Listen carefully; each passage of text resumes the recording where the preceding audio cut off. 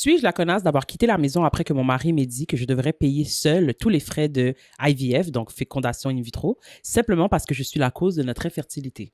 Oh! Je suis mariée à mon mari depuis 13 ans. Ça fait des années qu'on essaye d'avoir un enfant, mais sans succès. On a tenté plusieurs méthodes, rien n'a fonctionné. L'impact mental était lourd pour nous deux, donc on faisait souvent des pauses entre chaque tentative. Une amie m'a suggéré d'essayer le IVF. J'en ai parlé à mon mari, il a accepté, mais le coût l'a fait hésiter. C'est vrai que le IVF est cher, mais on a suffisamment d'économies à deux pour se le permettre. Je suis revenue sur le sujet avec lui et il m'a dit qu'il n'était pas sûr de vouloir emprunter cette voie. Il a souligné qu'une seule séance n'est pas garantie et qu'il faudrait sûrement en payer plusieurs. J'ai insisté sur le fait que nous pouvions le faire ensemble, financièrement parlant. Il m'a regardé fixement et a dit que, logiquement, puisque l'infertilité venait de moi, je devrais prendre en charge les frais des séances moi-même. J'étais sous le choc. Je n'ai même pas réussi à répondre tellement j'étais blessée. Il m'a dit ça droit dans les yeux.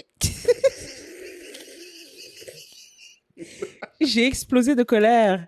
Et lui, il a agi comme si j'étais déraisonnable, disant qu'il n'était pas obligé de payer pour mes problèmes médicaux. Ouf. C'en était trop.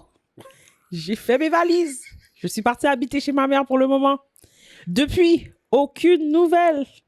À part un message où il m'a écrit « La vérité fait mal » après que j'ai refusé son appel. Certains membres de notre famille me blâment, disant que je balais ses émotions et qu'il avait le droit de dire ce qu'il ressentait, surtout quand je n'arrêtais pas d'insister pour le IVF.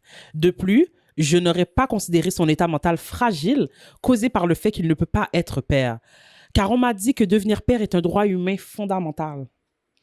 Je reconnais ma part de responsabilité dans notre infertilité, mais ça, c'était trop.